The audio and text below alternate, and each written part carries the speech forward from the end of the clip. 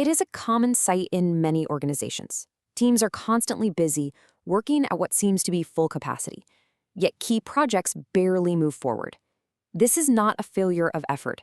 It is a predictable outcome of a system where everything has become a high priority, leading to a kind of organizational paralysis. So, why is it that we so often see teams constantly working on so-called priorities, only to find that it leads to so little meaningful progress?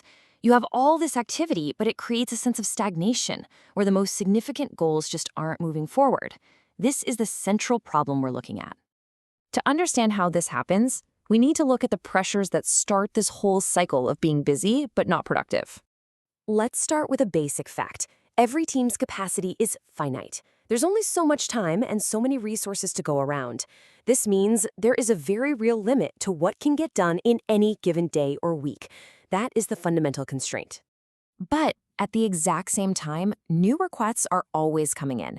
They flow from leadership, from clients, from other departments, and this stream of new work is pretty much continuous. And this constant flow of requests creates an environment where it becomes really difficult to say no.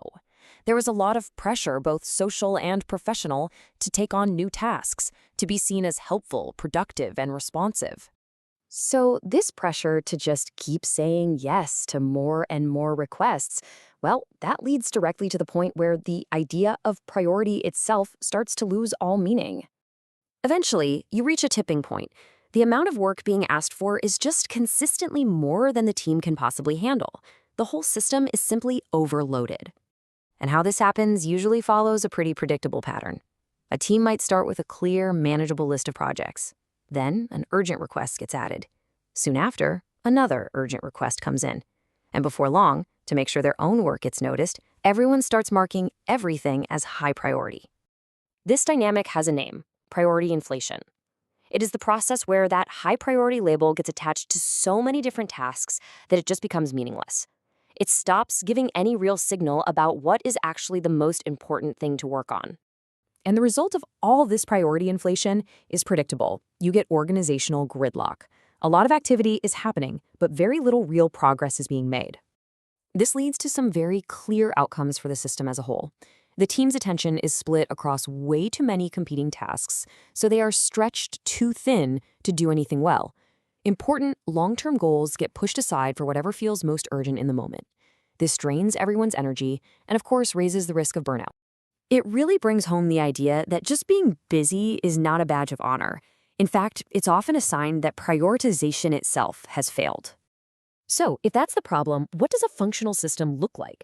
It is not about making longer to-do lists or just trying to work harder. Instead, it is all about the logic of making deliberate choices. Truly effective prioritization is all about making explicit trade-offs. This is key. It is less about what you decide to do and more about what you consciously decide not to do. That is how you create real focus. A trade-off often means choosing between two good things. For instance, should the company focus its resources on projects that are going to create long-term value, or should it chase initiatives that will deliver more immediate short-term results? Here is another common one: choosing between speed and perfection. Do you want to deliver something quickly, or do you want to make it perfect? Both are valuable, but to actually make progress, you usually have to prioritize one over the other. These choices get turned into clear guiding principles for the organization. They are often expressed as even over statements, like we value speed even over perfection. This gives everyone a consistent way to make decisions. Now, if you do not make these trade-offs explicit, the system just defaults to a much less effective way of prioritizing. What ends up getting worked on? Usually it is whatever was asked for most recently or whatever the loudest person in the room is demanding. And this reveals the core dynamic at play. A system that does not have clear trade-offs will try to prioritize everything. And when you prioritize everything, you are, in effect, prioritizing nothing at all.